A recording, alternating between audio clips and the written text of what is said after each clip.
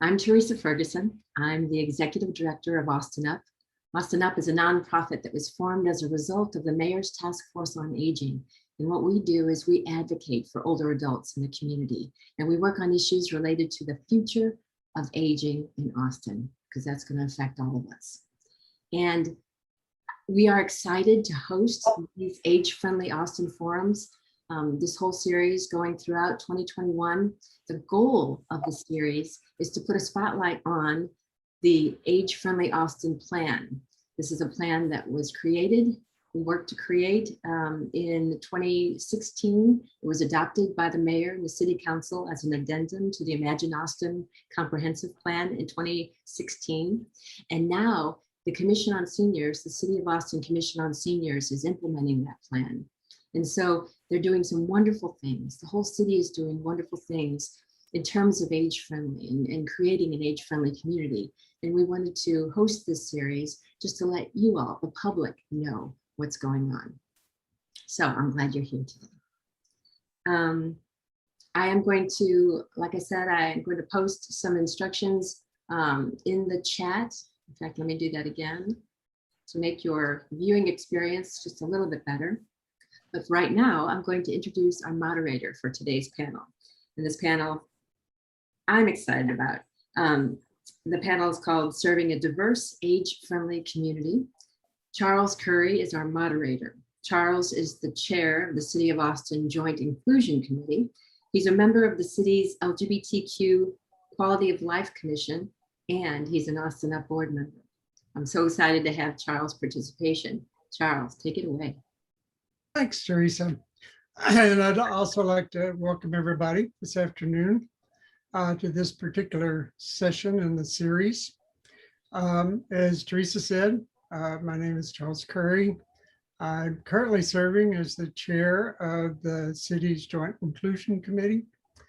We have some really great panelists this afternoon. I've had the privilege of working with all of them.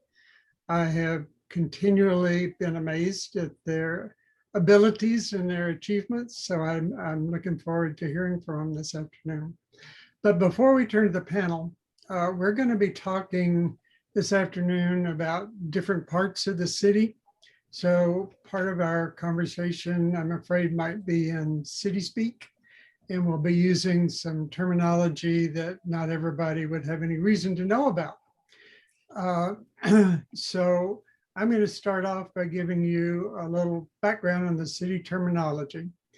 The City of Austin has a significant number of boards and commissions that are appointed by the mayor and city council, and they are charged with advising the city council on specific issues. They don't have, by and large, most of the boards and commissions have no authority other than to give advice. Some do.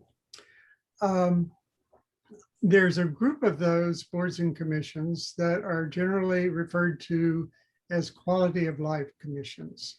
And those include the Commission on Seniors that many of you may be familiar with. Also includes the Mayor's Committee for People with Disabilities, the Human Rights Commission, the Early Childhood Council, Commission for Women, Commission on Immigrant Affairs, the African American Resource Advisory Commission, the Asian American Quality of Life Commission, the Hispanic Quality of Life Advisory Commission, and the LGBTQ Quality of Life Commission that I'm a member of. All of those committees appoint a representative to the Joint Inclusion Committee, which the council created specifically for the purpose of giving advice on the issues of social inclusion and diversity, and also to give these various commissions in the quality of life category an opportunity to coordinate the efforts that they're doing, since we're all dealing with some of the same issues. So with that background in mind, I'm going to turn to the panel members. And after that, we will have a discussion with some questions and answers. And following that, we'll turn it over to the audience for questions. As we go through our discussion and questions come to mind, feel free to go ahead and start posting those in the chat room. And I'm going to start by turning to Josh. If you would introduce yourself, and we'll get on with the show. Well, thank you, Charles. Well, good afternoon, everybody. I hope all is well. My name is Joshua Robinson, pronouns he, him, and his. I'm a community organizer, racial equity advocate, proud Black queer man, and my 9 to 5, I'm the Equity and Inclusion Program Coordinator for the City of Austin's Equity Office. I began this work as a community organizer when I was about 15, and really my organizing surrounded around building community for Black folks because there was a need for it. And really, I've done that all of my high school career, college career, and now into my professional work I do now. I'm currently on the city side, leading that quality of life study, the LGBTQIA+ quality of life study for the city of Austin. And I'm looking forward to this conversation.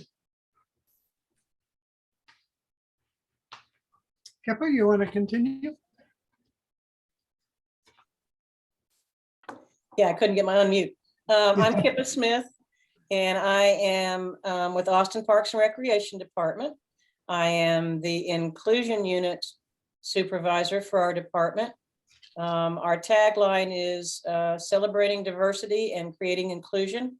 We celebrate all the diversity that is Austin, and we do our best to be sure that everybody can be included in our programs, who feels comfortable in our programs, who has a good time when they come out to recreate with us, who enjoys our amazing parks and other facilities. So I'm here to help everybody from, as we say, from cradle to death. That's who we're here to serve. So let me know if I can help you. Shubhada, you're third. Sure. Yeah, thank you so much, Charles. I appreciate being here. My name is Shubhada Saxena, and I serve on the Asian American Quality of Life Commission. I've been doing it since almost its inception.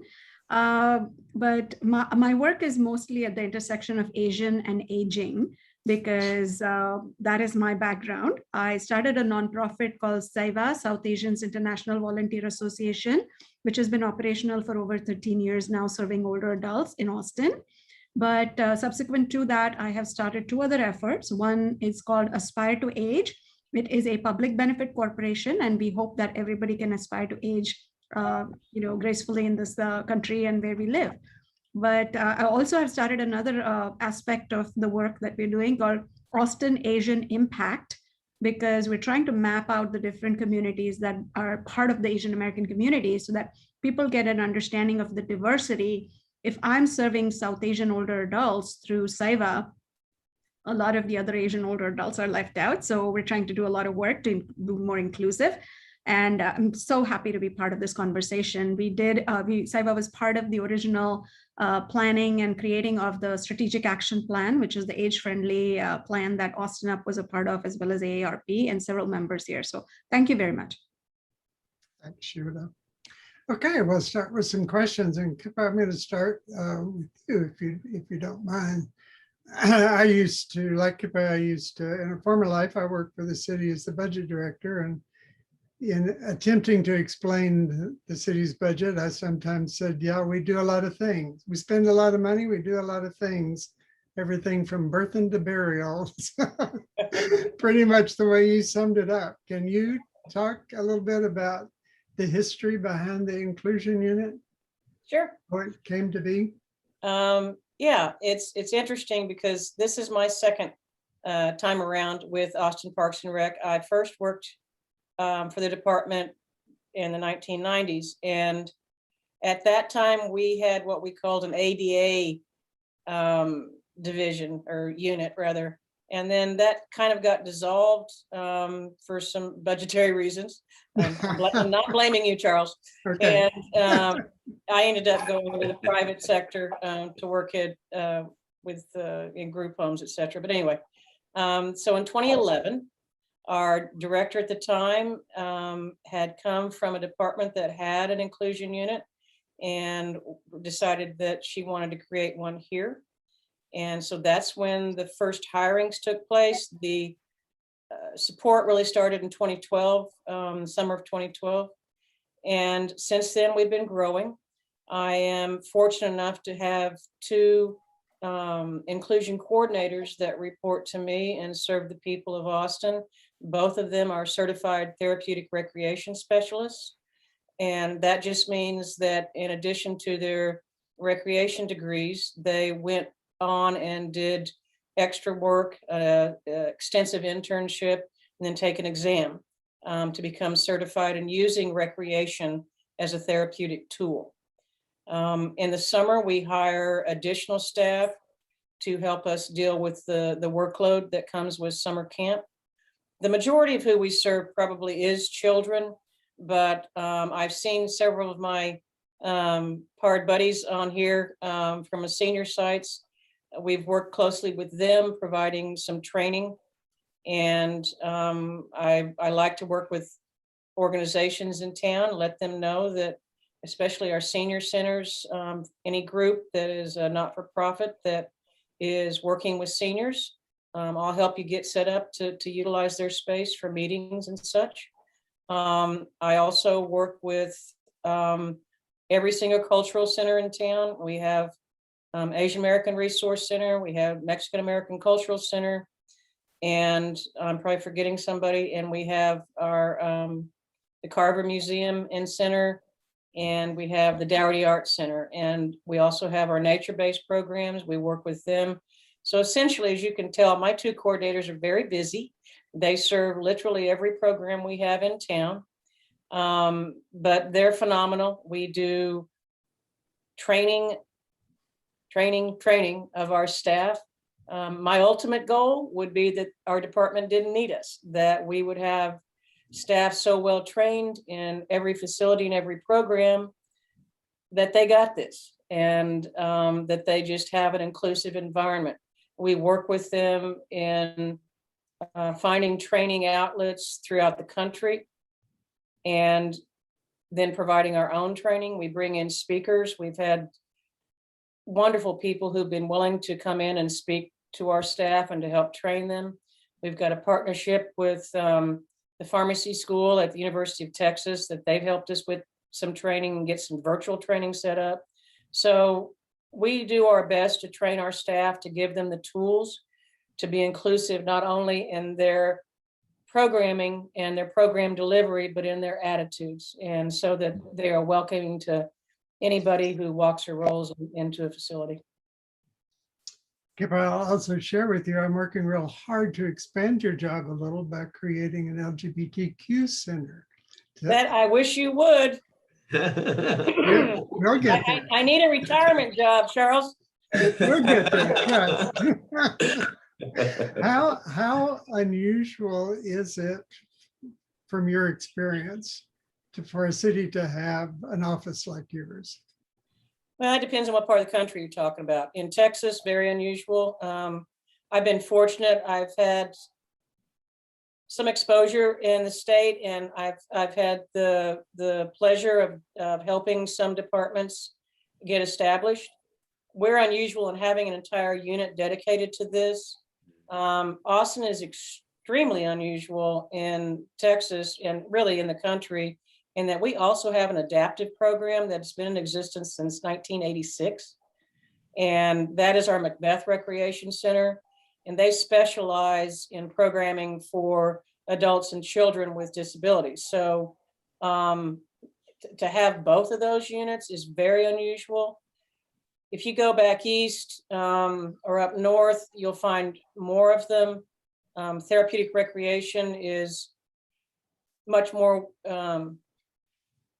common and well-funded in the east, and in the north.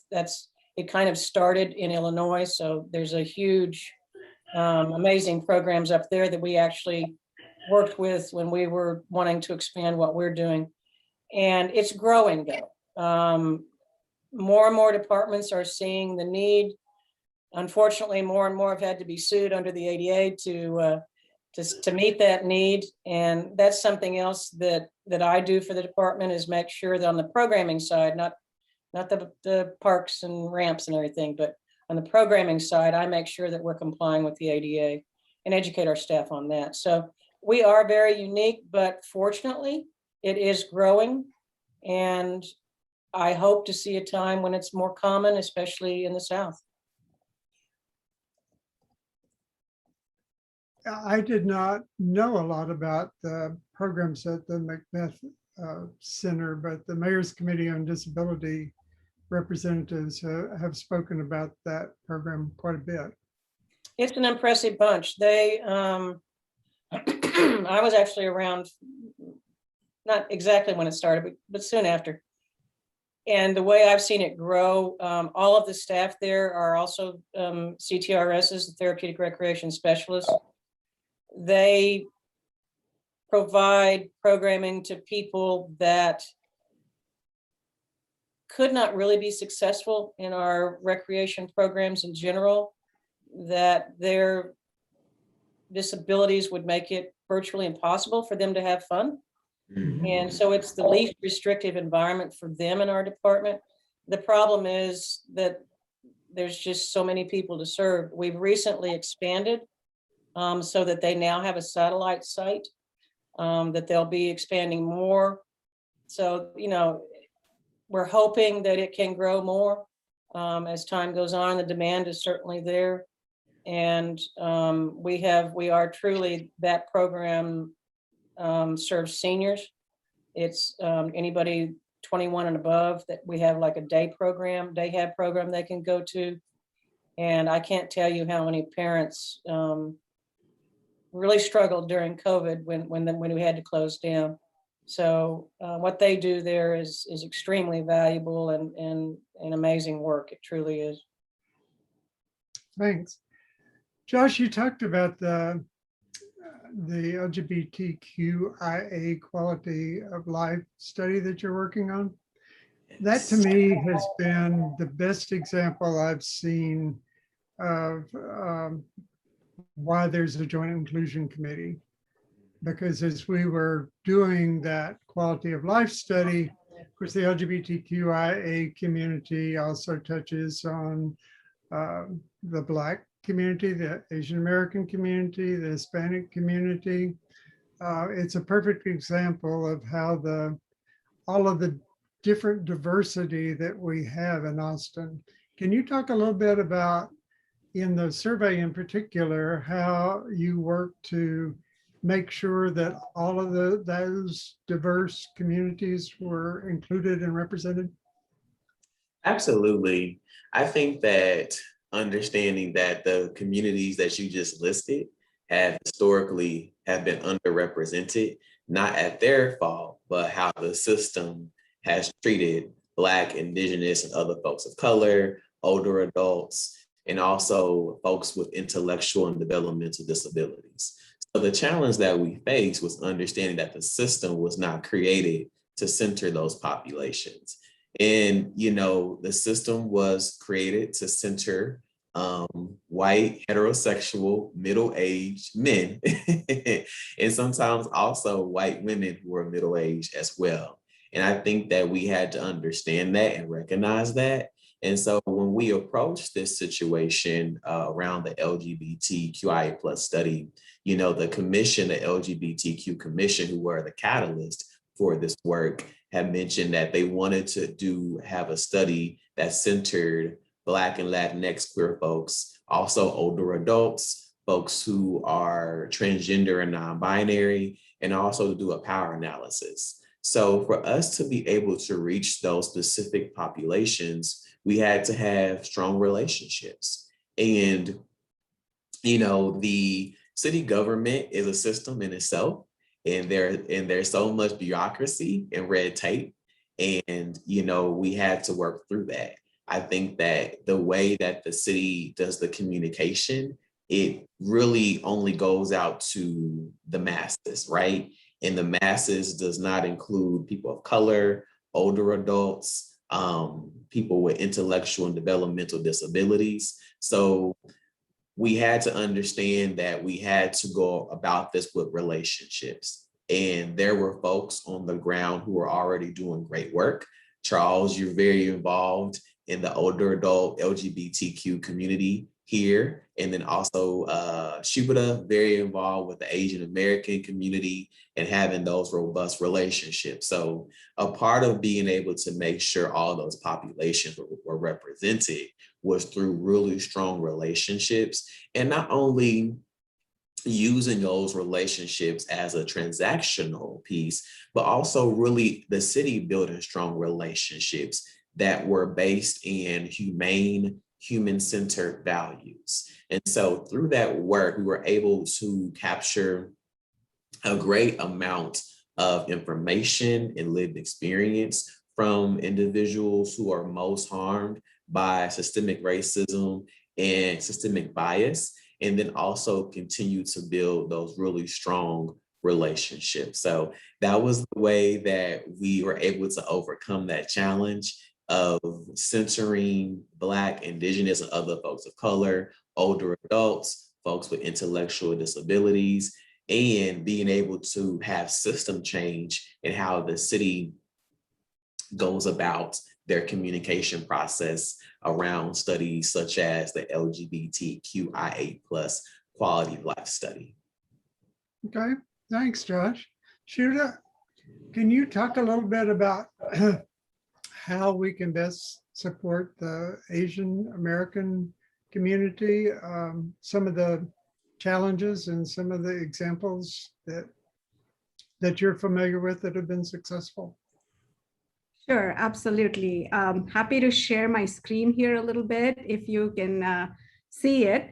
The Asian American community is not one monolithic community, right? It's hugely diverse, right? Like I started out SAIVA with serving the South Asian community, and within that, just the Indian community. And there's like a ton of organizations within there itself that we have that we serve. So the fact that it is such a diverse community is something that we were really struggling with to figure out, how do we serve this community that is so diverse, and what do you do with it? But in addition to being diverse, I just wanted to share the fact that we have a lot of resources in the mainstream, such as this caregiver resource guide that is being seen over here at the moment.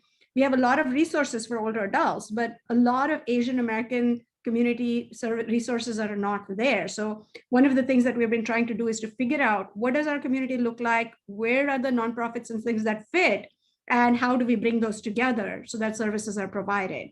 So some of the issues that I wanted to talk about, as we started serving the community, there was this whole issue of invisible immigrants, old and left with nobody to talk to. They were literally being isolated so badly. In addition to being seniors, they culturally were so different that they were being left out of the equation. In addition to the isolation, there is a not understanding the cultural context of where the person is coming on, that this Indian grandfather, for example, was walking in the neighborhood. And, while you're walking, you're looking around, right? And somebody called the cops on him saying that, hey, he's looking into our yards and our, garages. And the police came and they tasered him, and he was left partially paralyzed. So things like that. Not only that, in the broader Asian American community, there's a lot of anti-Asian hate going on right now, hate crime that's happening. So now we're starting to take, patrols that young people are doing so that, older Asian adults are not being targeted for hate crime. So some of these issues like isolation, cultural understanding, and safety have become very critical while we serve older adults. There's a lot of solutions that are out there, and I'm going to share some of those in chat so that we started. But we worked on a solution called SAIVA as I started, and we set it up to be a give back program, because older adults, I want them to be looked at as a source of strength rather than a disabled or disability person that somebody has to serve, right? So we've set up several programs where the seniors give back in Austin, and 3 of the programs that we've had where we've had good success. One is the Expression program, where older adults are writing their stories so that their oral histories, their stories are being told. and they're going to come up with a book. So there's more of they're building their own cultural understanding of where people are coming from. There's also different art forms that they bring as, from their cultural groups. We're creating a mural that's going to be showcased in Austin. So that is an expression-related give back. Around food-related give back, there's a lot that's going on. That's, we have our Food for Thought program that has been serving more than 400 students twice a year at UT. So they've cooked comfort food for the students during the exam times. We serve refugees, as well as during the emergency when we had the winter storm, they served over 3,400 meals to different people. So intergenerational volunteering comes together and is successful. And the seniors are able to give back because of the fact that younger people are helping them. There's also a craft-related, feedback, but I can tell you, I'm very passionate about it. So there's so many ways that you can be inclusive and connect with the culture so that people can give back. So I'm going to stop sharing now. So. Shubhada, I've also heard quite a bit about the complexities of providing healthcare, particularly to older adults in the Asian American community. Can you share a little bit to help people understand some of the complexities that involves? Yeah, absolutely. The healthcare. My father, for example, he knows English really well, but he cannot communicate with anybody here because of his accent, right? The way the language is spoken is a little different. He cannot set up a healthcare appointment for himself. So there's a lot of care services that are needed specifically because of the different background of the person that's coming in. They don't know the systems that they have. Imagine moving to a country when you're 70 or 80 years old. Imagine Cambodia or whatever country you can, halfway across the world. And if you had to navigate their systems, what that feels like, right? So very unique. The systems of care that we have here, for example, Meals on Wheels, right, serves food that people eat here. If you were to move halfway across the world and you are told that that is the only food you're going to be served for the rest of your life, quality of life becomes an issue. So you don't want to live if you don't want to eat. When you're sick, you're frail, you're going through stuff, you want your comfort food. So your health, your nutrition, your quality of life, ability to connect with people, it's almost like, you are isolated in a bubble. So you want to make sure that you're connecting with community and staying impactful through the rest of your life. So you have meaningful interactions going on. So those are some of the things. There are, of course, a lot of things that we are building, creating towards building allyship with the community. And older adults are definitely a huge part of that while you serve. So there's several programs that we are, talking about. So we are setting up some ways for the seniors themselves to advocate and have their own voice on building allyship. One of them is being a perpetual foreigner. Now, my mother, for example, got her citizenship, American citizenship last week. She is an American citizen, but does she feel like that? Does she identify to other people, look at her as a perpetual foreigner, even though she is a citizen of America now, right? Curbing the hate crimes, having I want to share an article about being an interchangeable Asian. And I know this is a problem with several other community groups where, because you're not tuned to looking at the feature differences within that racial or ethnic background, everybody looks the same. So I've been mistaken for several of my colleagues or friends several times because to another community, whether it's white or otherwise, I look the same as my friend. They cannot tell the feature differences between them. So this is another thought about how do you be recognized as an individual? Can we spend some time sharing and learning about the feature differences and the color differences and the accent differences so we understand each other? So just connecting cultures, this is something that SAIVA is going to be focused on a lot. So I think that's all I wanted to say. Unless anybody has questions, I'm happy to share more. I'm very passionate about the subject, as you can tell. Thank you. Great.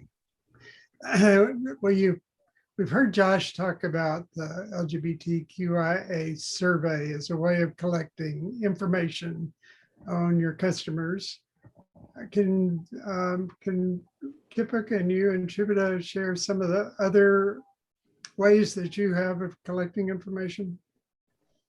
Sure. A lot of our information is gathered from the registration forms that people fill out when they join our programs. It's basic demographics. Because we are the city, we don't ask, ethnicity, race, etc. So we don't collect that data. But I think if you look at the different cultures we have within our department, each matters in what part of town they're in, who they serve, they each have a different culture. For instance, our senior centers are certainly not all the same culture. Each one is very unique, and because of the people they serve, and those people with the staff create their culture. And so it's fun for me to go from place to place and see the diversity that we do have. So in terms of having data we can share, in that we don't. We do have demographics, ages and zip codes, etc. But one of the things we do is, you'll probably see us a lot on Nextdoor and other social media sites. We send out a lot of surveys to the community trying to figure out what they need to get their input. Our community outreach folks, when we're developing site plans for parks, when we're making changes to a park, like, when we started making the redesign for Givens, there were many, many community meetings trying to get input. And then they take that input and make changes if they're possible, within budget and the laws, et cetera, and just what they're able to do. So we try to get a lot of community input that way. We can always do better with that. Excuse me, I know when I've attended some of the community outreach events, I'm one of just a few people there. And so somehow we're not, I don't think, reaching out enough to our partners to try to find a way to communicate better.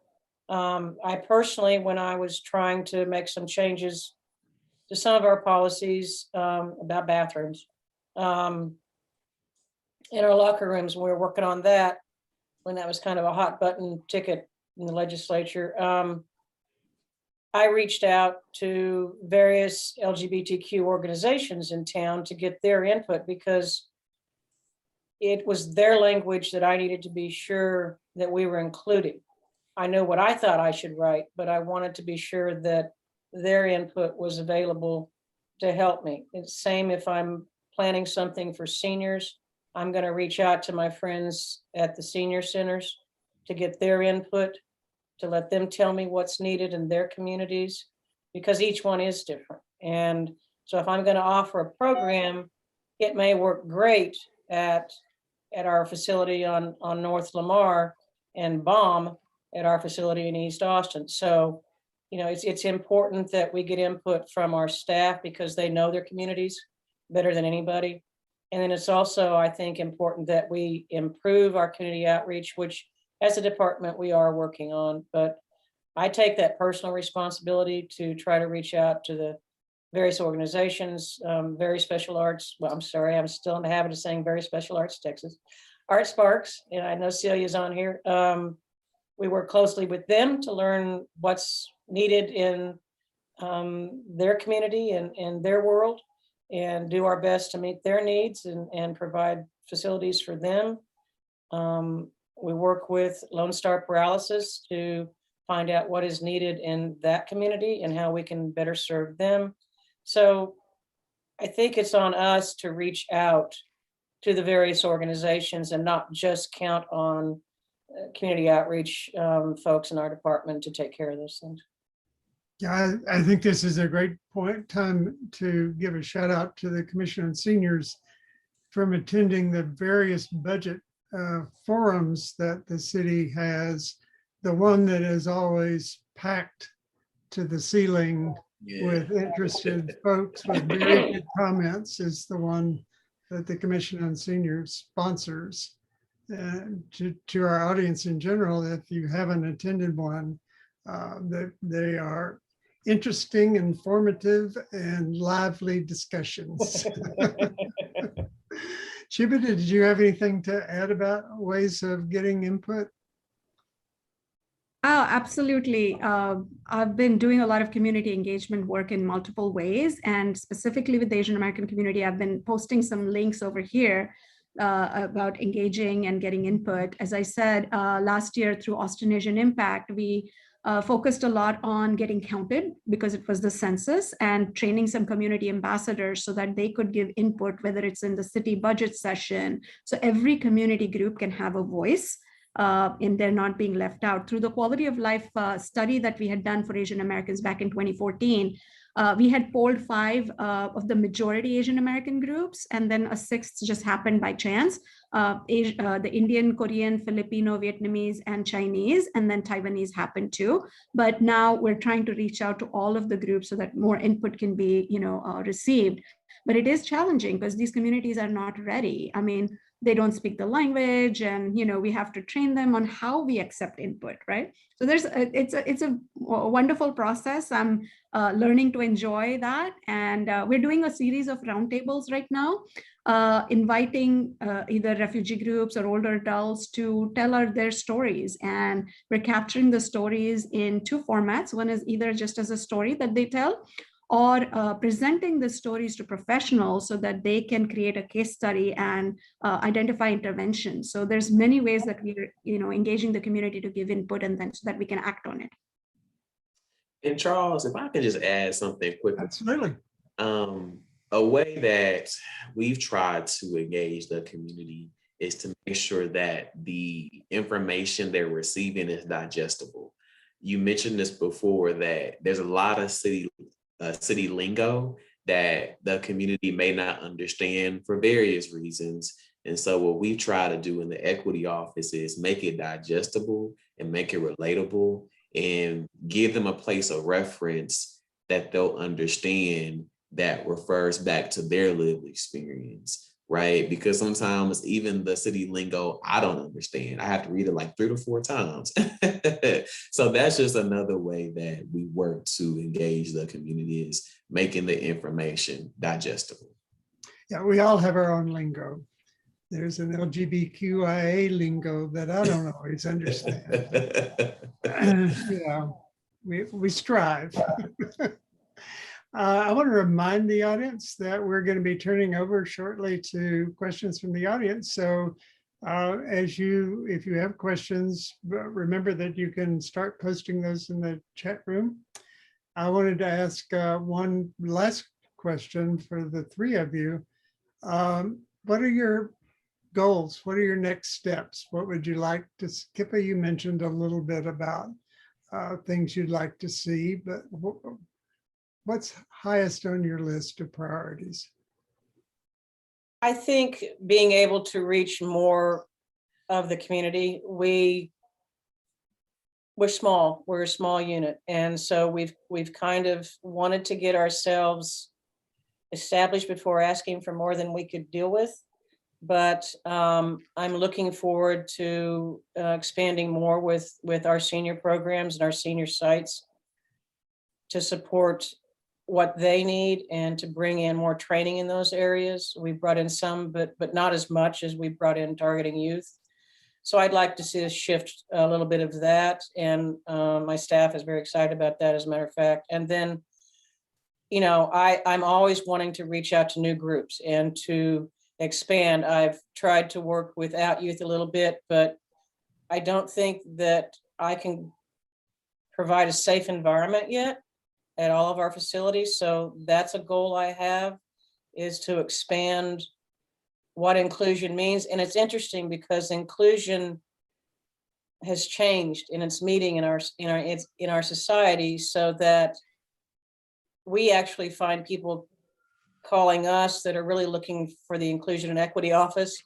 And we realized that we need to embrace that in terms of, okay, well, if they're calling us asking for inclusion for LGBTQ, or they're having a concern because of race or religion or something else, that we need to be able to help those folks as well. So, I hope you get your center, Charles, because I'd love to have that. And in the meantime, I would like to continue to try to serve that with you and offer our facilities where I know they will be welcomed. And then we'll continue to work on training our people so that I feel safe knowing that they anybody would be welcomed in any facility. I think 99.9% of our staff are certainly that kind of welcoming person and have those kind of welcoming cultures in their facilities and programs. But I would like to see us be 100%. Shubhada, you want to take a crack at next steps and goals? Yeah, absolutely. I mean, for me, with SAIVA and Austin Asian Impact, our programming that we have currently, we're shifting it to focus on connecting cultures. So once a month, we're trying to bring in a different older adult group or other group that they can connect with, so that there is more less isolation going on between the cultural groups. We want to make sure there's inclusion in programming. For example, we're trying to see whether at the Conley Guerrero Center, for example, the senior center, can we bring in a Burmese community group or a different group that we will start programming for? Because we've spoken to them and they've said they want 3 things. One is technology training, which is already being done, some support groups, and some music programs. So we're trying to collaborate across different agencies, whether it's Austin Classical Guitar or Austin Music Foundation, to bring programming to those diverse people at the centers that we have. And then the third thing is just supporting the community, because as the Asian American community is growing, so are the number of organizations. In the chart that I showed you, there are more than 300 Asian American led or serving nonprofits, which is not recognized. But as the fastest growing population, there are more of these forming for support, whether it's for people, those who have children with disabilities, Loving Hearts for All, or a free clinic that started. So we're trying to make sure that people get connected through them. And if they need help in creating these systems of support, because they don't know how to run a nonprofit. As a newer immigrant community, they don't know how to even go and register as Secretary of State. Do you need technology help to create your website? Who do you connect with? How do you come to the city to get funding, or to the county or other places where funding currently is flowing through to mainstream organizations, but not to these culturally appropriate, services that are starting. So those 3 things we're doing at, just allowing the city to look at what this diverse Asian American community look like, inclusion in programming at specific centers, and then helping the community along so funding starts flowing to them as well. So those 3 things. Thank you. Great. Josh? Yeah, I think that's a great question. I think from a high level perspective, continuing to center racial equity touches everything that we do. It touches all of our systems. So for me, from a high level perspective, continuing to center racial equity and continuing to help people understand what racial equity is overall, and how that is something that we have to continue to do. It just doesn't stop after 3 to 4 years. It's a continuing process. And then in addition to the LGBTQIA plus study, we are at the tail end of this process. It's been a 15-month process, and it's been a great ride, and a lot of organizing, a lot of work. And once again, I want to highlight Charles and Richard Bondi, who was on the call today. And right now, the vendor is preparing the recommendations, and I have not seen them. The commission has not seen them, but I think what they will highlight is the system failures of our systems, right? And how that these systems, the healthcare system, education, housing systems, have not necessarily been a benefit to LGBTQIA plus folks, and at the intersection of that, older adults who are LGBT.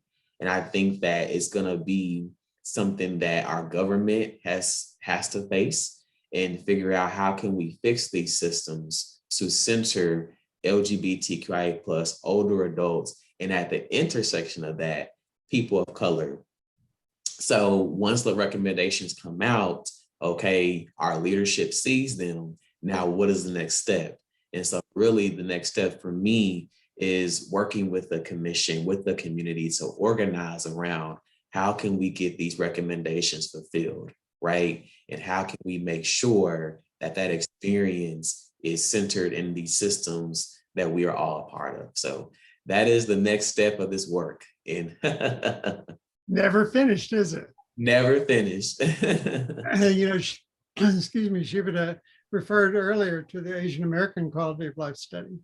and I did want to make sure the audience understood that there previously been an African-American quality of life study, a Hispanic quality of life study, and even as the LGBTQIA study is getting into its last and most interesting phase, the Mayor's Committee on Disabilities is just starting a quality of life study. So the city's use of that method of trying to find out what the particular challenges are for different aspects of the community is, as you said, it's never finished. It's ongoing.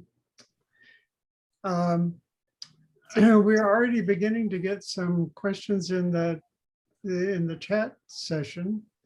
I noticed the first one that I have seen is about what do you all know about the seniors' interest in housing? What are the housing needs, particularly of seniors in Austin? I know there are a number of people that I know in the audience that have worked on this particular aspect of life in Austin. What are you all's thoughts about the housing needs for seniors? I think that from what I have seen and I've heard and also worked on is that when it comes to housing for seniors, I think ensuring that seniors can live long enough to be seniors. You know, one thing that I had noticed was that particularly for seniors of color, they're not living long to be able to even have housing, right? Particularly to LGBT seniors who are of color, they're not living long enough and the life expectancy is not long enough. So I think for me, it was like, okay, how can we make sure that our seniors are living long enough to even be able to have housing? And then I think with the housing piece, what I had noticed was that making sure that seniors can stay in their housing. I think one thing I had when I moved to Austin was that a lot of Black seniors on the east side of Austin were being pushed out and they did not want to leave because that's all they knew, you know, that was their community, right? And so I think that from that perspective, making sure our seniors can be able to stay in their homes that they have built from the ground up, particularly with how Black folks in Austin have been pushed to the east side and they've had to be resilient and build their community there. How can we make sure that our seniors can stay there, you know, and thrive and not have to literally uproot their whole life, everything that they've known, you know, all in 1 year, you know? So I think making sure seniors can stay in a place that they know is home and that they're familiar with. Yeah, on that subject, you know, one of the things I hear a lot from seniors is the concern over property taxes. Many seniors are fortunate enough to have paid for their home, but the property tax now is one of the burdens that may force them to give up that home. And a clap out to the city council for increasing both the homestead and the over 65 exemption, which is a big boost for seniors. One of the amazing facts that that we've come across in working on the housing domain for the age-friendly plan, there are an amazing number of people in Austin who apparently are not taking advantage of the exemptions that they qualify for, both the homestead exemption and the over 65 exemption. So that's one of the things that I think we can all work on in terms of helping people take full advantage of what they're qualified for in order to lower the expense, as Josh has mentioned, of staying in their own home. Any other suggestions about housing from any of the other panel members? Yeah, I've seen several requests coming in as our Asian American older adults are aging here in Austin now. And we actually tried to build out a facility, which didn't go through at all. What they're asking for is mostly culturally appropriate services, whether it's nursing home, assisted living, or other things. So we're trying to work with different facilities that are existing right now so that they can provide the culturally appropriate food or the familiar music or the yoga, tai chi exercise program, those kind of things. So programming is definitely what we're working with. But Asian Americans, older adults, have traditionally lived in multi-generational families, so they are used to that. So we're trying to encourage policy that develops that kind of housing more so that they can live either close to or with their other family members or other people. So there are sources of support. So that's kind of what we've seen. Yes, housing is definitely an issue because housing comes with the services, right? That is where there's a large issue with income as you grow older. And speaking of intergenerational, one of the audience members commented about people moving in with their children as a matter of safety. So that's the intergenerational housing that you mentioned. Kipa, did you have anything additional on housing? I really don't. The gentrification we're seeing as the demographics around some of our rec centers, especially in East Austin, are changing as the communities change, and it's very disturbing. I myself, this year, property taxes was a real shock, and I do take advantage of my homestead and the over 65, and since our house is paid for, we're lucky. And since we bought that house, we couldn't live there now. We couldn't afford it. And the property taxes, when I saw what council had done, I thought that was gold medal work, because that is why seniors lose their homes. And that's just so wrong as a society. But I don't know much about housing other than that. Charles, this is Teresa. Yes. A question came in. Josh was talking about equity and diversity, and I just wanted to ask the panel: is there such a thing as age equity, age diversity? Will age be part of that diversity palette anytime soon? I would say I think it already is. I think that there's definitely, how I see it is with older adults, there's a very specific need, right? To make sure that we can improve the quality of life of older adults, right? There's a very, very specific need. And within the older adult population, it's very intersectional.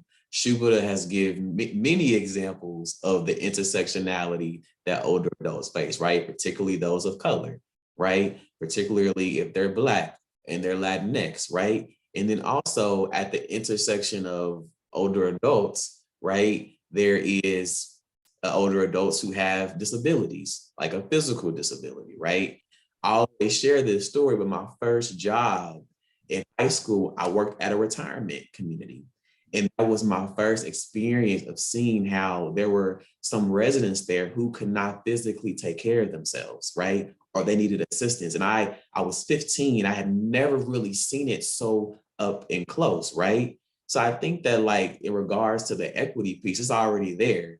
And the reason why it has to be there is because of the disparities, right? We're seeing there's disparity of health outcomes for older adults. And at the intersection of that, older adults who are of color, older adults who are of the LGBTQ community, older adults with a physical or intellectual disability, it goes on and so forth. So I would definitely say it's definitely already there for sure. Joshua, if I can add to it, like, for example, the intersectionality that you mentioned, right? Because through SAIVA, we're serving a lot of older adults, and some of them have children who identify as LGBTQ, and they are even more isolated. So there's like the people of color, older adult, and the LGBTQ, and everything happening for them, right? The question, I think, while you're centering certain things, right?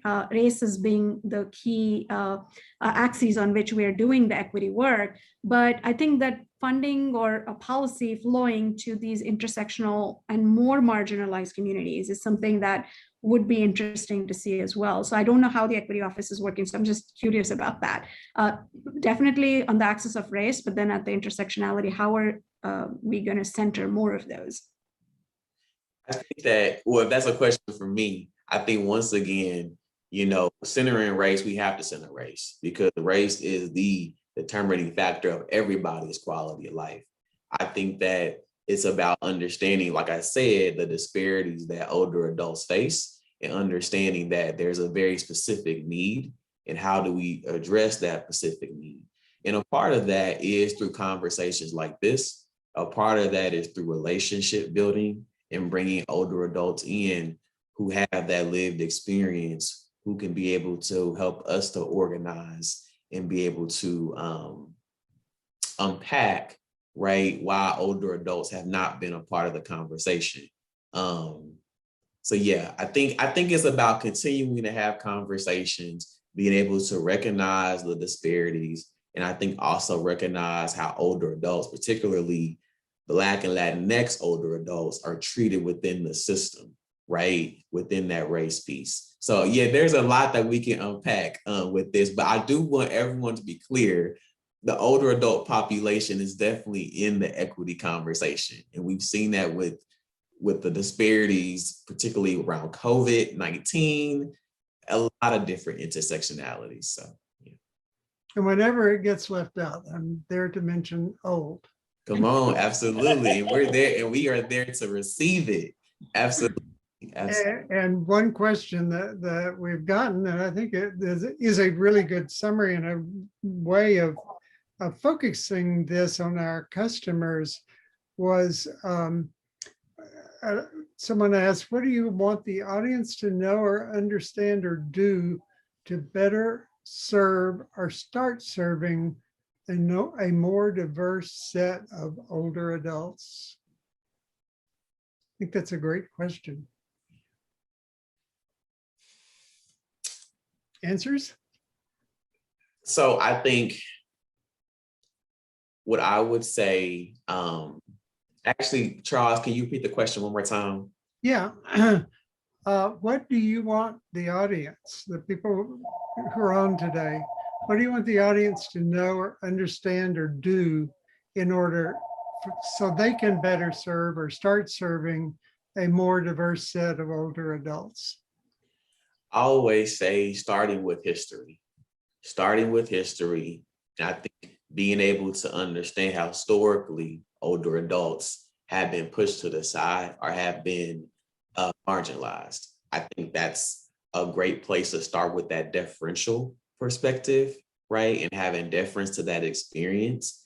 I think also understanding the intersectionalities. Well, I think for me, as a person who society would consider young, right? I think me understanding my privilege, right? Because there is a privilege to being young and able-bodied, et cetera, et cetera. So I think that, like, to the folks on this call, understanding that proximity to privilege, right? And how I'm able to navigate in certain spaces in comparison that older adults cannot because of that place of privilege. So I think it's the history, understanding, for me, my proximity to privilege, right? And how I'm able to do certain things that older adults cannot do, right? Because of various nuances. And I think also I would say folks need to take away the intersectionality piece. I think that Shubhada has laid it out beautifully during this conversation of like the cultural piece, right? The lack of understanding of the language barrier, right? I think understanding that, like, white older adults have been centered, right? In a lot of these conversations. And so when you have Black, Latinx, Asian, Indigenous older adults, their experience may not be heard. So I think that for me, folks should take away understanding the history, understanding their privilege and proximity to how they can navigate easier than older adults, and then understanding the intersectionality of the older adult experience. Yeah, I would say the same thing. Building the allyship is very important so that you understand the history and the culture of where the people are coming from, so you have more of an understanding. But here is another, the question was, how can everybody start serving them? along with building allyship and advocating for them. Here are some things that we're doing about, just whether if it's your website, if you're serving like a calendar of events that SAIVA has, for example, right? I'm just looking through and I'm seeing and I'm saying, okay, we have these events and they're all in English, and even the website is in English, right? So can they read it? Is it age friendly? I mean, I know that this is not currently fully age friendly, but you can make it bigger and smaller. We're trying to make the design of things culturally able, whether they can see these things. I mean, less things that they have to do, make it very easy. So it's single button click, those kind of things. As you provide your services, just become aware of how you're providing services. Is your service, can people call in? Can people, how do they connect? If you're giving vaccines only through a website, how are you leaving older adults out, for example, right? And if it's only in English, when the winter storm happened, the warming shelter information or information about the fact that you had to boil water was only sent out in English via email to some people, right? How do you now include everybody else? So Vietnamese family is boiling their water, or I know where to send my mom to a shelter, to someplace that they speak that language or somebody is there to support. So there's a lot of different pieces that are there. I think, as he said, just coming together to form these and forums like the Aging Services Council or places where these things can be designed together will be really good. So if you have a place to share information or send a request, or just making sure that it's easy for you to be there, even if you're not the primary caregiver, but if you can offer the support to do some of the work that the caregivers are doing, I think is very, very critical as well, because there's a lot that's happening with the pandemic. There's such a shortage of caregivers. So if you can step up to be one, I think, and just support somebody else, that would be awesome. So that's where I would add. Thank you. Teresa, did you want to wrap us up? I know we were a little bit over our time. Oh, no, you're doing fine. There was another question. Okay. Let's see. How do we find out more about the Mayor's Committee for People with Disabilities Quality of Life Study? I saw that one, and I would suggest to people to go to the city's website. I hate to offer a technology answer to a human question. Technology is way not my strong suit, but go to the city's website. This one is really pretty easy. And you click on government. Underneath government, you click on boards and commissions, and that can take you to the Mayor's Committee on Disabilities. You can see the list of the people who serve on that committee. You can contact that committee through that website. And if all that fails, you can get in touch with us. That's great. Thank you, Charles. I just love that people are putting, different resources and different information in the chat box. Please continue to do that. I just love it. Let's see, because that has been one of the other questions. How do we find out more about these programs? So I encourage our panelists to do that after this panel. What else? We have a few more minutes. Are there any other questions? And feel free to unmute yourself if you'd like to just ask your question directly. And Teresa, is there a way for people to have a record of what was in the chat? Yes, in fact, you can do that on your own. At the bottom of your chat list, you can save the chat. Click on the little 3 dots to the right, and you can save the chat on your own. That's the best way to do it. Terrific. Right. And of course, we are recording this, and it will be on YouTube, and I'll send the link to this recording later, probably next week. But I have been learning so much. I've been taking notes frantically.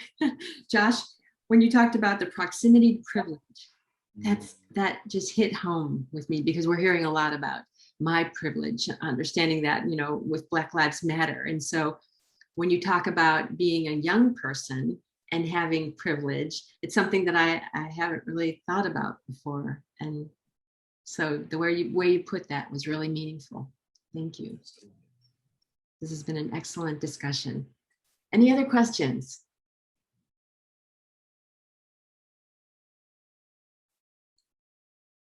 All right. Well, we're our next session. Please don't leave. Let me just check to see if there's anything else here. Please don't leave. The next session, Latinos in an Aging World When Strangers Become Family. This is going to be a conversation led by Dr. Jacqueline Angel from UT. It's going to be very meaningful as well, I'm sure. So go ahead, grab some water, stretch your legs for a little bit, and we'll be right back. Next session is titled Latinos in an Aging World When Strangers Become Family. And our speaker is Dr. Jacqueline Angel, a Wilbur J. Cohen Professor of Health and Social Policy and a Professor of Sociology at UT. She also serves on Austin's Commission on Seniors. And our moderator today is Nathan Fernandez, a recent graduate of the UT Health Science Center School of Public Health Master's Program. So Jackie and Nathan, we're very excited to have you here today. And We are too. And Jackie, I understand that we have some polling questions that you'd like to start with. Is that correct? Yes, please. All right, let's launch it. Sure.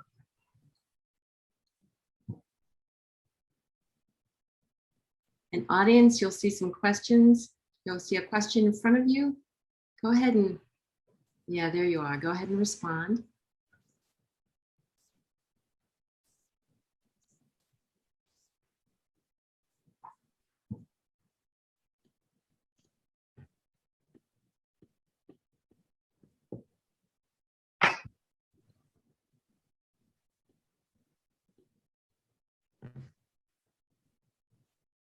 Okay, just a few more seconds. All right. So Jackie and Nathan, you see those responses? Yes, we do. Okay. This is a great audience, Teresa. Of course, of course. Many. Shall we Awesome. go? Shall we go on to question number 2? Please do. Okay, audience, you know what to do.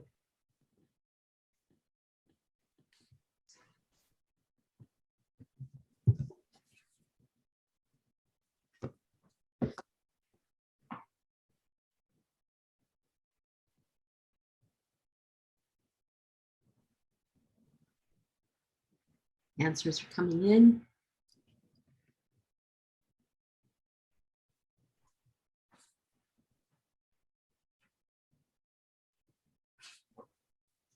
Okay, a few more seconds.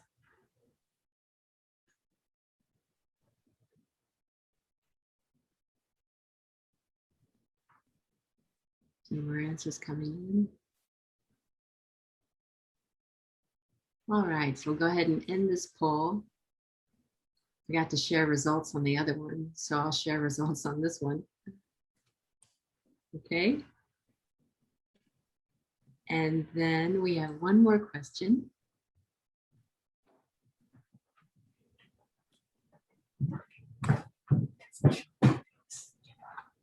There you go.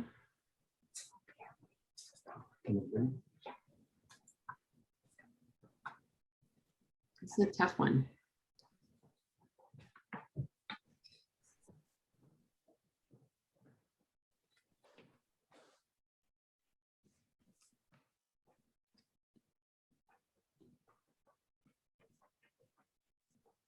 Okay. A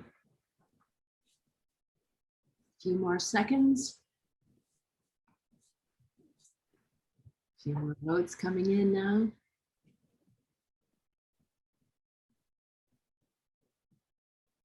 All right, we'll go ahead and end this poll. Share results. Very good. Thank you, everyone.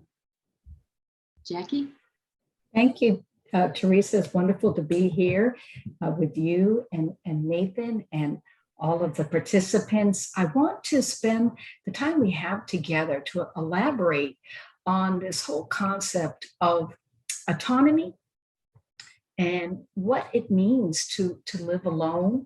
I want to paint with broad strokes these issues in general, and then really delve down into a particular work I've been focusing on for about 30 years with respect to our minority group population, our racial minorities, and particularly older Mexican Americans. And so just stepping back here, when we think about quality of life, which we've been discussing today, it clearly depends on the access to material goods and services to sustain health and vitality. But it also depends on optimal autonomy. And what we mean by that is the ability to have the freedom to self-actualize, to make important life decisions for oneself, and really to make the most of one's capacities, and as it relates to what one wants and what one desires. And this is sort of core principle when we're trying to understand what it's going to like to be able to grow old in an age-friendly Austin community, and to be able to optimize equity and inclusion. This concept of autonomy, importantly, is life course dependent. Young children, by definition, possess limited autonomy, and the parents are making the decision. But similarly, individuals who are seriously and cognitively impaired have limited autonomy. And you've seen from those set of questions how this can create often ethical dilemmas, conundrums with respect to the timing of when someone should step in, who should step in, how should it be done.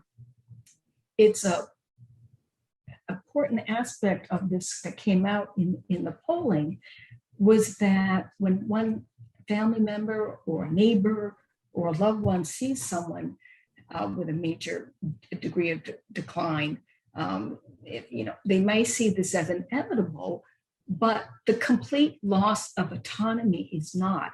And about 20% of you said, it's much more than just decline. This is a core aspect of active or successful aging, which is a key principle and cornerstone of the Age-Friendly City Action Plan organized by the World Health Organization and AARP. So just in a nutshell here, while one's capacity to live independently may decline with age, other cultural, social, and organizational factors interact with physical and cognitive capacity to determine one's degree of autonomy. And this leads us to those groups in our community that confront many of these challenges as we grow old in a changing world, or an aging world, but also we're seeing a dramatic transformation of the way in which we are able to relate with one another across generations, within generations.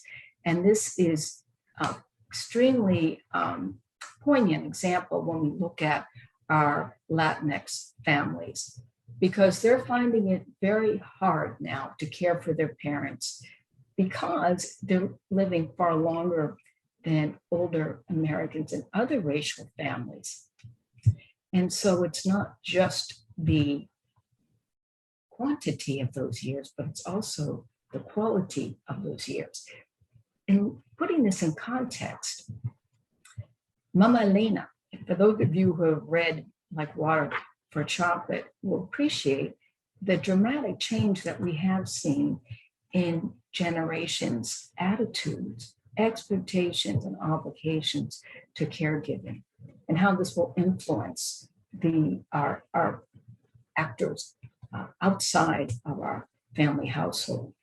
And Mama Elena said, perfectly well, that being the youngest daughter is, you're going to be there to take care of me.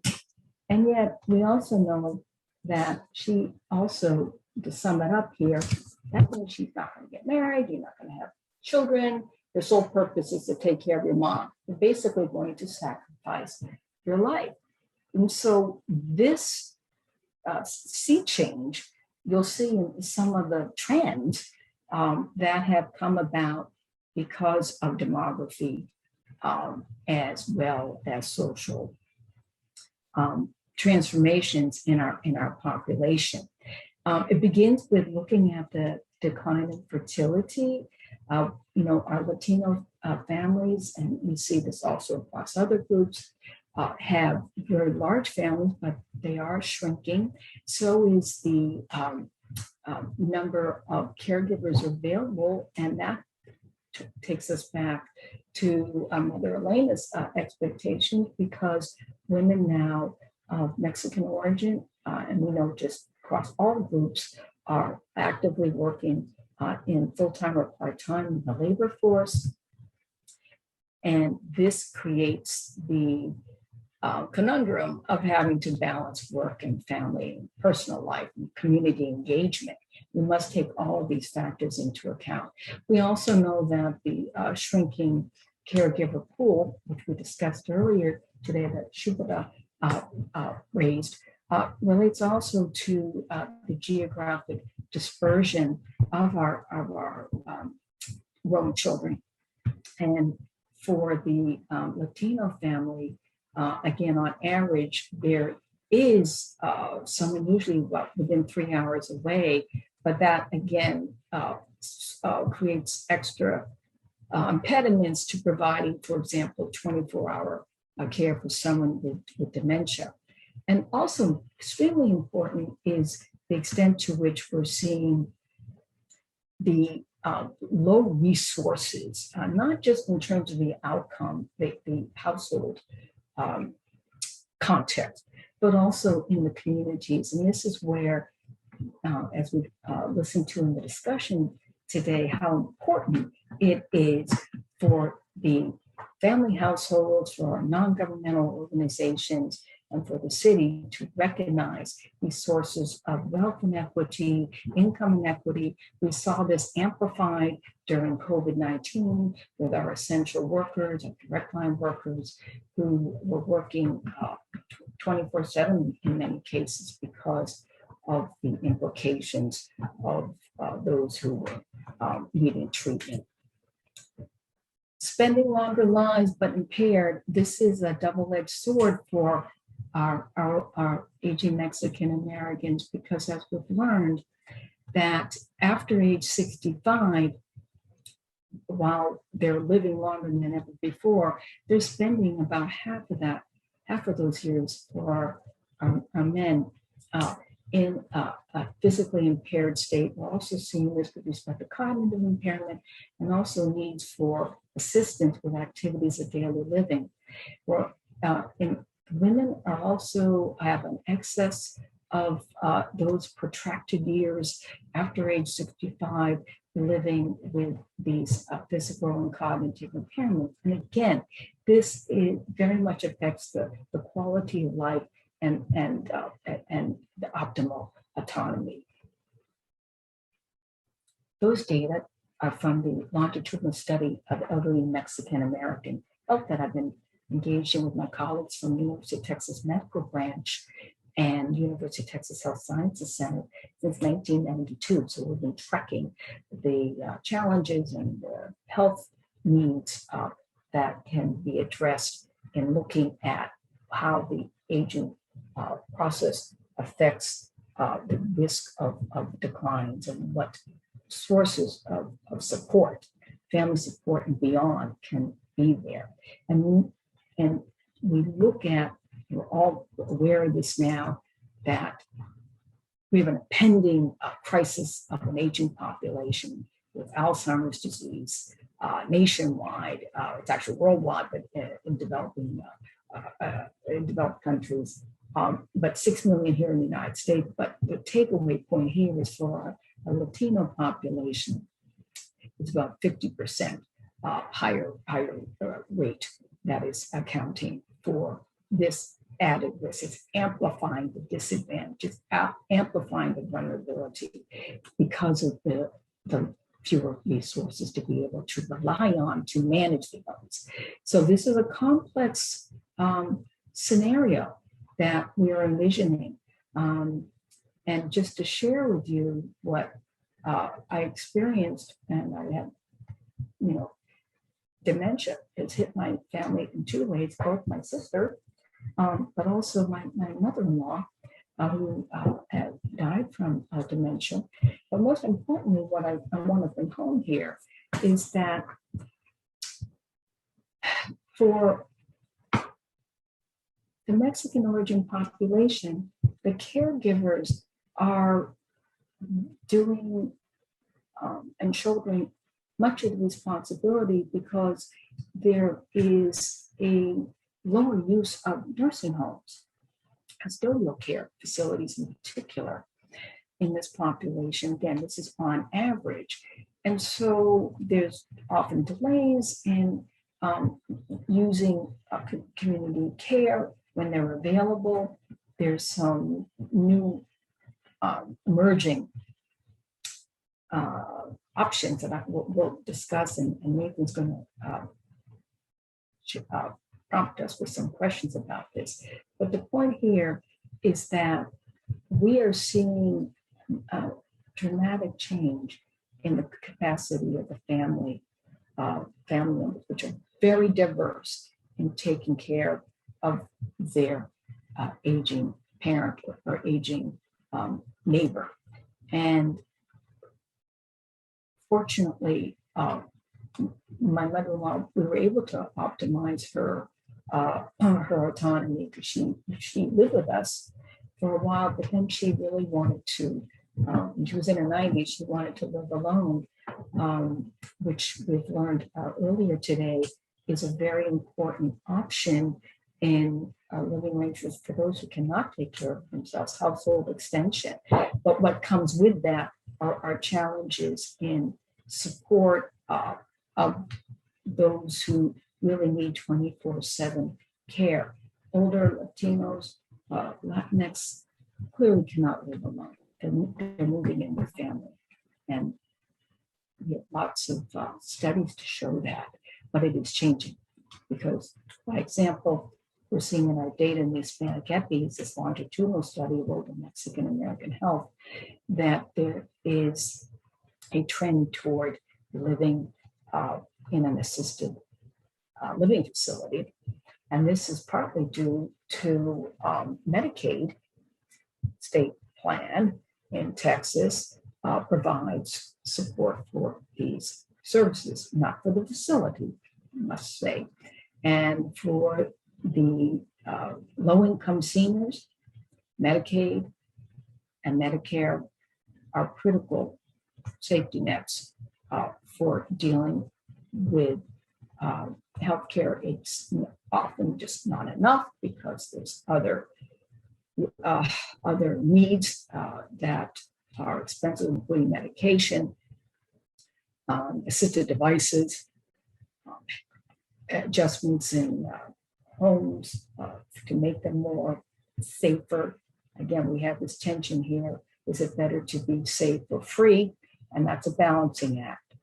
And on top of this, the state is facing serious limitations across the nation, but particularly in Texas, because 1 out of 3 of our members of our population, our residents, are Latino origin.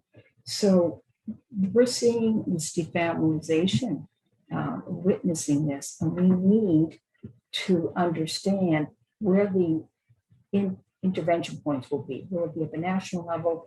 Will it be at the state and local level? Where we have some exciting work with the Commission on Seniors, our non-governmental organization communities, the state and local policy I want to focus on, particularly the intergenerational day program and looking at the houses, affordable housing and supports. Affordable housing is a necessary but not sufficient condition for those of us who want to age safely in the community. Dr. Angel, do we want to go back a slide to go over a couple of those questions? Sure. Okay, yeah, so I just wanted to add on here, everyone. I'm Nathan. I'm formerly, now that I've graduated, one of Dr. Angel's graduate students who I've been fortunate enough to help on a lot of these projects and papers. And she alluded to the Intergenerational Day Center, and we're in that project with a combination of our public and private partners, the city, and a ton of the great non-governmental organizations. Or hopefully we can try and fill in the gap of that a lot of particularly minority seniors face in receiving home care and receiving care in general in their communities and aging in place. So one of the discussion questions I wanted to ask you, Dr. Angel, was specifically, for Latino families when they take in their older parents or older grandparents, things like that. What is the quality of social support systems for these families as needs change? We know that Texas has a variety of different assistance programs, and Austin obviously has a lot, but it oftentimes isn't enough. Mm-hmm. Well, this brings up a good point, which is going back to our chart here. When we look at who's going to be involved, everyone has to work together. That's critical. And to optimize time-wise, recognizing that's important to have a safe household and a healthy environment. So it's a question that we need more research on, but what we are learning is that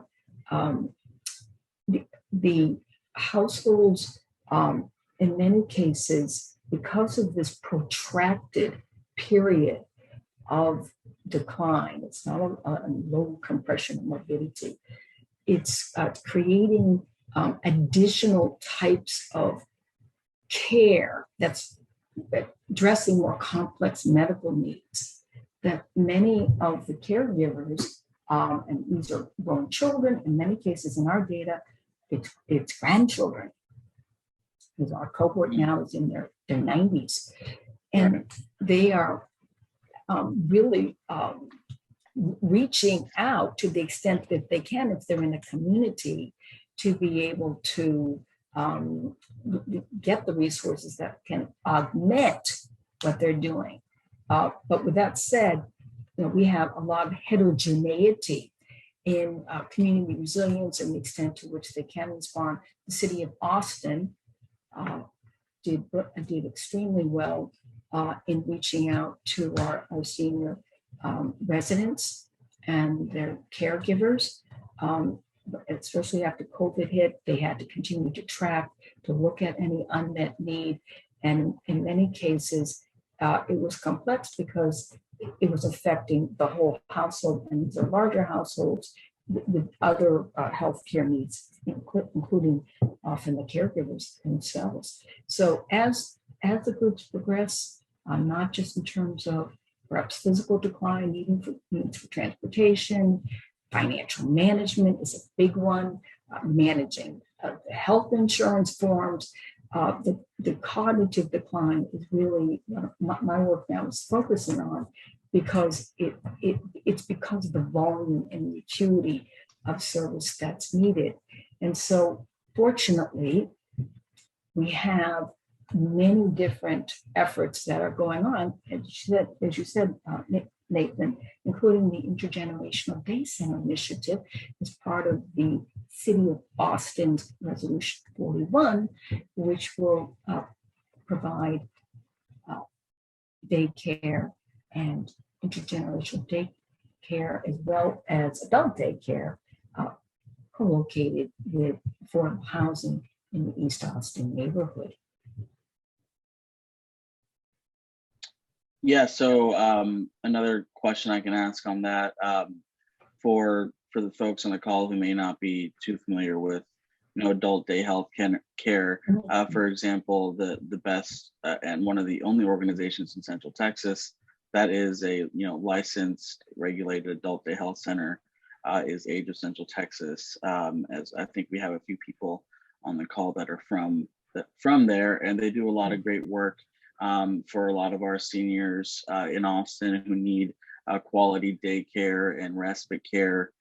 For oftentimes with our research and Dr. Angel's research, are parents of children who also have little ones. So part of the Intergenerational Day Center goal is to combine both of those services and provide, that much more support for these generations, sometimes 3 generations of families who are really needing that support throughout the day, so people can still, go and do their jobs and have stable lives otherwise. So my question is, in terms of, licensed adult day health centers, and this is something that we have looked at in our research as well, are they viable long-term care alternatives, for older Latinos with dementia? Obviously there can be some tailored programming depending on the center. I know we hope to do that as well, but obviously sometimes they need that extra support. Absolutely. So let's discuss our options in care arrangements and how to either substitute or augment. And adult day centers or day activity centers are covered by the Medicaid state plan. Here in Texas, it varies across the country. It's not a waiver program, meaning that it would be optional and have a waiting list. But in Texas, adult daycare is widely used by our Mexican origin community in South Texas. Matter of fact, that's the highest number of users along the Texas-Mexico border. And so this is definitely a viable alternative and promotes healthy aging. I think it's helpful, but still there's a need in other rural areas of the state. And in the city of Austin, we're growing very fast. And so we also need more adult day centers. We have one here in central Austin located. We have one in Round Rock and one that's being built in South Austin. So we hope to have this in East Austin, and but with a very unique model of intergenerational day programs. As Nathan said, it's important to recognize the health benefits, the social benefits, the physical benefits that we discussed earlier today to improve the quality of life of all of our residents. It's very important to look at across generations how we can create an optimal environment for engagement, and especially given the toll that the pandemic has taken on many of us in the community. So this is a viable alternative. It's a very exciting one as well, because critically, it's engaged those who actually use these services and will use these services, and that includes our low-income seniors, as well as our providers and our UT Austin students who have been extraordinary over the last 5 years in developing this framework, for bringing us together and for making it, again, cost-effective, sustainable, and also scalable, because that's what we want to do. I think it's important as we look at equity to look at the larger benefits for the community, right? And so this is a group that's highly vulnerable on average in terms of what they're confronting. And we'll be able to learn a lot about through our pilot project, how we can address some of these disparities and prevent unnecessary emergency room use, nursing home use, and other services to, again, improve the quality of life.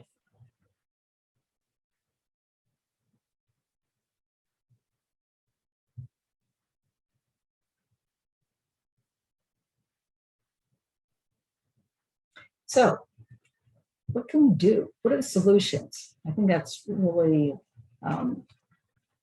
where we see this. We need to I think you may expand. have missed a slide, Professor. No, No? Okay. we're all this one? good. Thank you. Okay. Yeah. Thank you.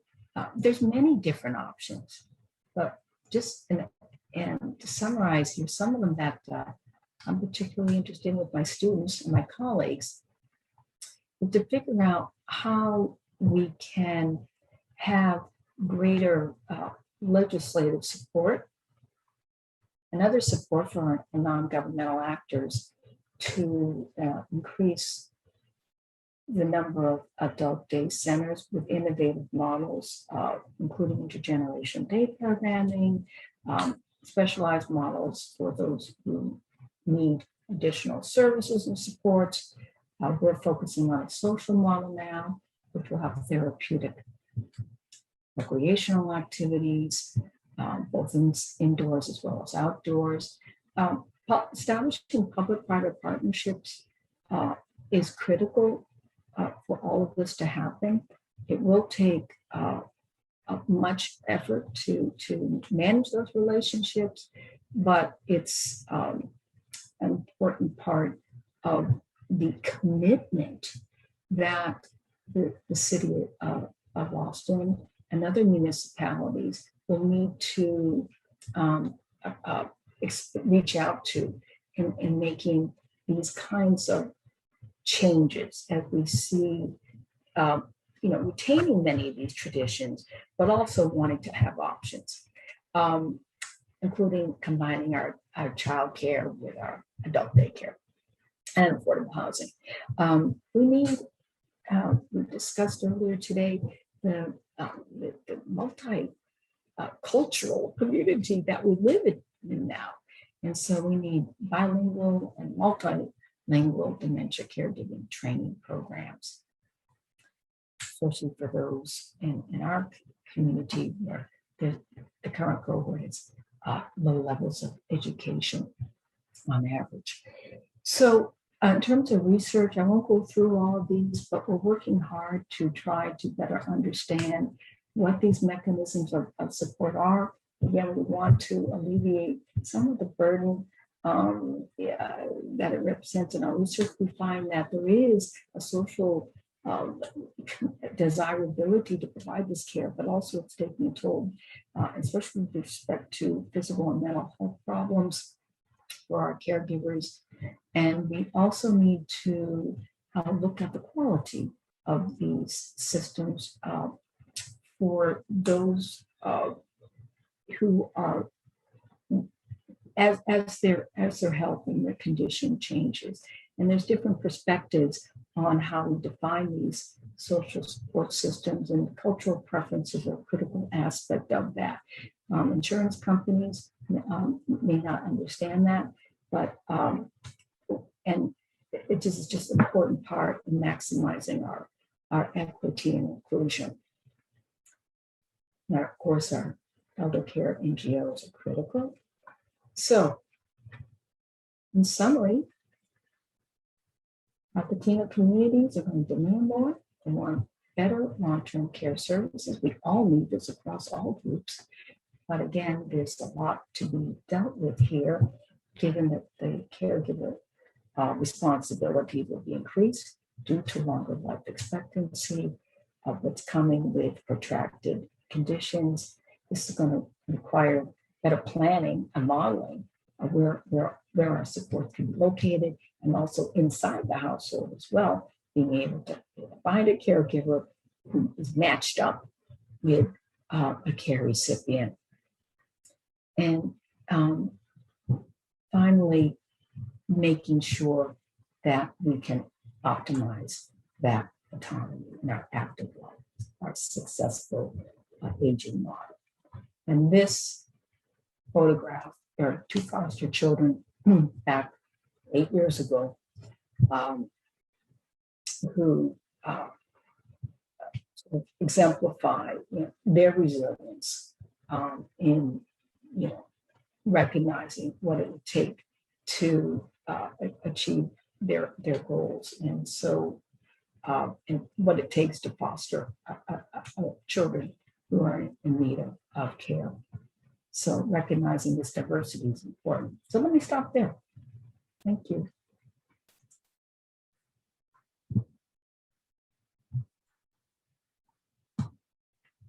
Thank you, Jackie. Nathan, did you have additional questions?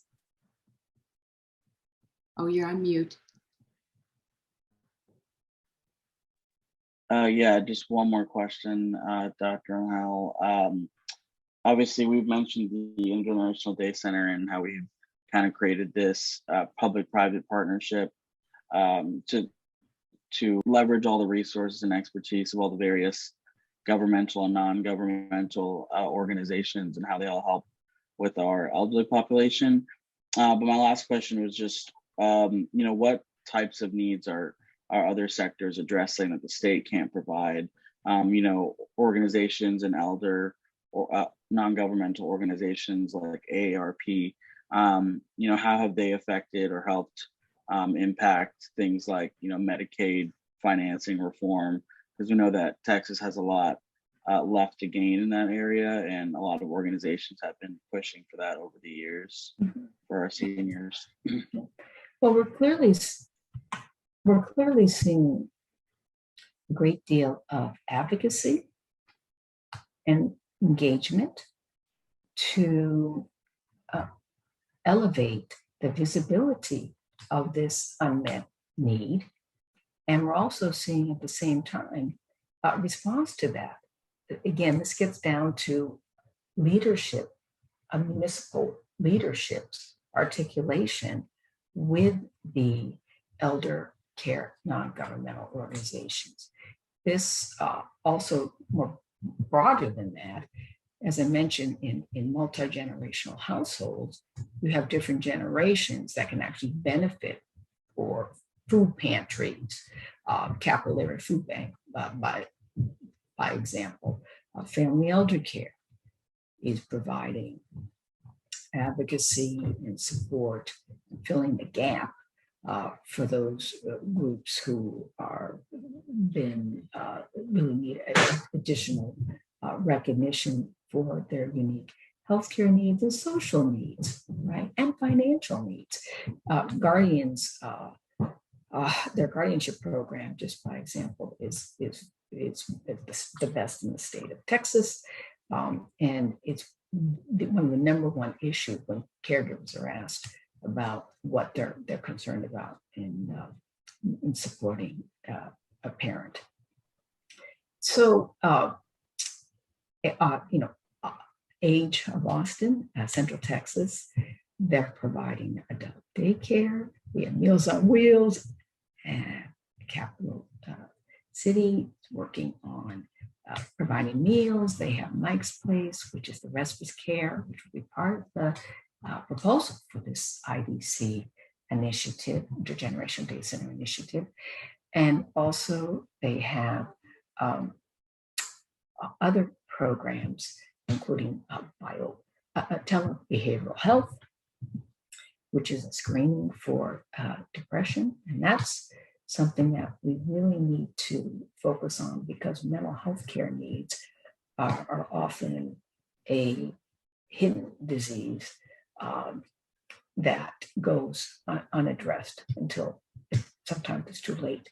So really, the NGO community response has been tremendous, and also our faith-based organizations, they've come together and united with not just within their communities, but also across these groups, because it cannot be done alone. It's a big challenge though, right? To get everybody to work together. But in the end, that's what we define as an age-friendly community. And for Austin, we're exemplifying, what it's going to take. And it's been a tremendous effort at all levels, what we have observed and the positive changes that we're seeing, especially in light of the pandemic. So it's pretty poignant, example of what can be done, but also there's a lot more to be done, as I explained, given the tsunami of those who will really need additional supports and services that are culturally competent. We had another question talking about support for caregivers. So is the federal government poised to give more support to caregivers now? Well, as you know, just in the last couple of days, the infrastructure package under the current administration included hundreds of millions of dollars for caregiver support. But the information that's available now suggests that that the administration needs to go back and look at what they're going to have to reboot and figure out another alternative. In the meantime, we do have the National Family Caregiver Support Act, which was passed in 2000, which has the area agency on aging and that you can connect with to receive information referral and other resources to help you navigate the system. What we continually hear is, how do we sew together all those services and supports that we need to be able to respond to these changing needs for assistance. And these programs are a lifeline to the organizations that can provide that. We also have the aging resource and disability centers that have information referral and other services and supports. The Commission on Seniors which provides guidance to the City Council, has opportunities to review from all of our community engagement what our caregivers are finding that they need. I think what's really very critical at this point is for us to recognize that this is very dynamic, not just within a household, but in our community as we grow. Every change we make, we have property tax relief now, which is wonderful.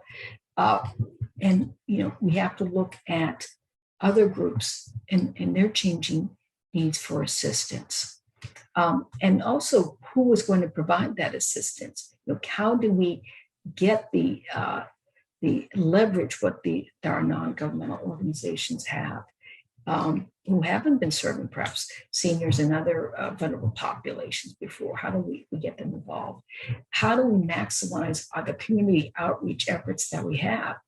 We've learned a lot about reliance on our internet during COVID.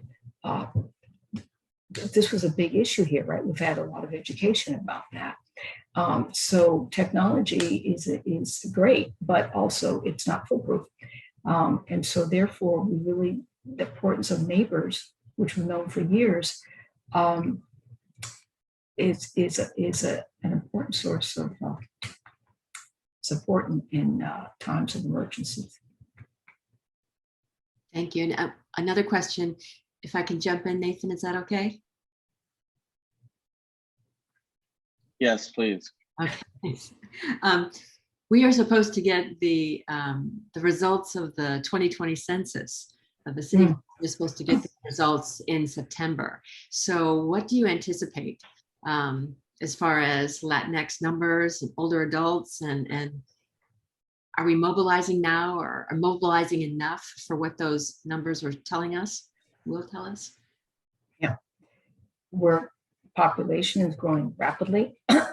And so we'll have to see what the data reveal at this point But if you saw those active life expectancy models, I view, based on our epidemiologic data, we're going to see even a higher number of those, the Latinx community needing even more because of extended lives, with fewer resources in many cases.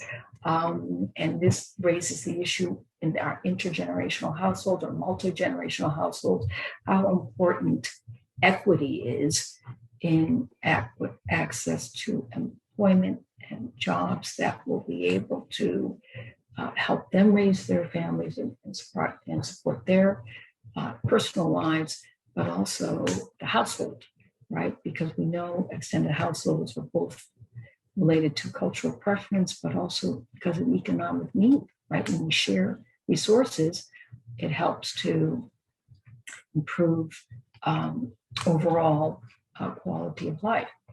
So the Census Bureau projections, I think, are going to bear out in what they were, they come up with yearly estimates. And I see a huge growing need to reduce the amount of unmet need, right? Can't do it all, but at least to reduce much of that, it's going to require a collective effort, and all at the national, state and local level, NGOs, individual households, as well as businesses, right?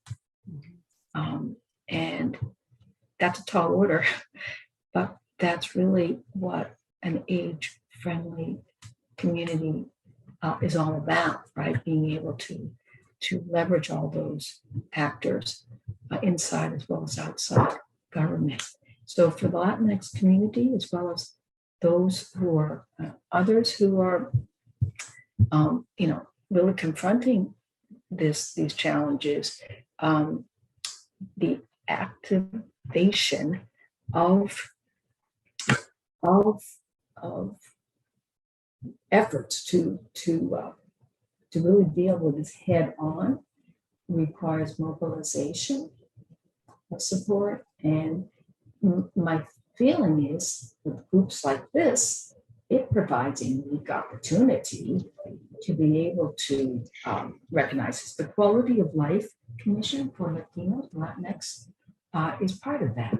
So they really are the change agents, that can work across the other commissions to elevate the issues. Again, we're going to learn from one another across these Quality of Life commissions and these different experiences. And I believe that is a great group, as well as Commission on Seniors as well. Thank you, Jackie. That's the origin actually of the Mayor's Task Force on Aging, which led to the Commission on Seniors and AustinUP, was the 2010 census that said that Austin had one of the fastest growing populations of older adults in the nation, and that surprised everyone. So the 2020 census numbers, I'm really curious about, and I did contact the city demographer, and we are going to have them present when they get those. Okay.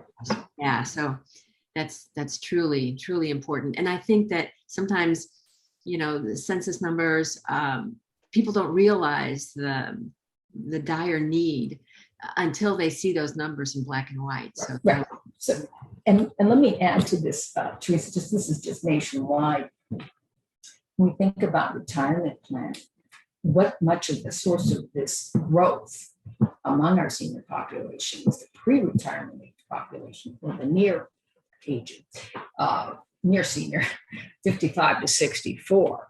And among those groups, about 40%, 40 to 50% are lacking any retirement income.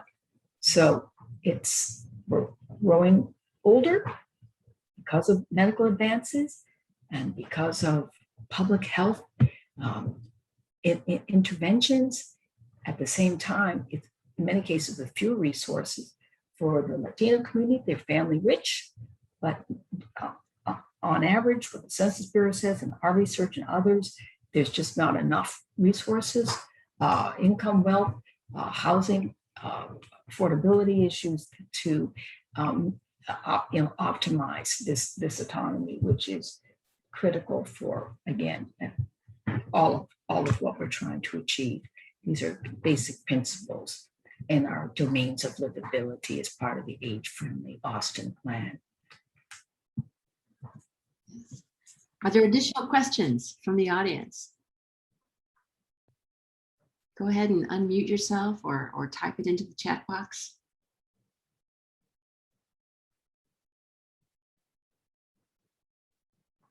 Or Nathan, were there additional questions that you had, or sorry, No, you're good. I don't think we had anything else too pressing, Dr. Unheld. Is there anything else you wanted to go over? I think I've summarized everything. It'd be wonderful to hear from those of you who participated today.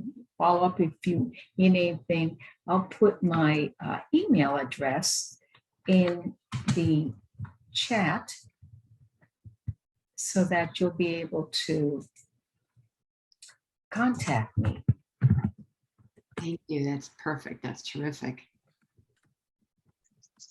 I just want to thank everyone for their insights and also their optimism as we move forward to make the city of Austin the friendliest community in the nation. I think there has been a lot of improvements in the past 10 years, 15 years, but there is more work to do for sure. Yep. Any other? It's worth it. Yeah, for sure. And like we say, in the aging space, what we do today for today's older adults definitely will help the younger generations too. That's as correct. they age. So what we do today helps everyone. We need to focus on our generations to come. And we know one thing, is for sure is that we're all getting older, but we also want it to be better for everyone in our community. So I'm excited about all this, and I'm looking forward to our next engagement. We'll get the video working. So thank you for bearing with me on this black screen, but I appreciate your support on that front. Well, thank you very much to everyone. And to our speakers and sponsors and all the attendees, this has been a wonderful session. I appreciate it very much. We are taking a break in July and August from the Age Friendly Austin Forum series, but we'll be back on Thursday, September 9th. And we're going to talk then about civic participation and employment. And that's a very important topic, a very relevant topic for today. One of our speakers will be Carol Johnson. She's the City of Austin's first ever civil rights officer. And she's going to be talking about ageism in the workplace. And we're also going to talk to an entrepreneur from Zurich, Switzerland, about a tool she created that measures lifelong employability. So look forward to that. Save the date, Thursday, September 9th. All right, well, if there are no further questions, I guess we'll end this session. And again, thank you very much to everyone for attending. Take care, everybody. Thank you all. And yes, we will send out reminders for sure.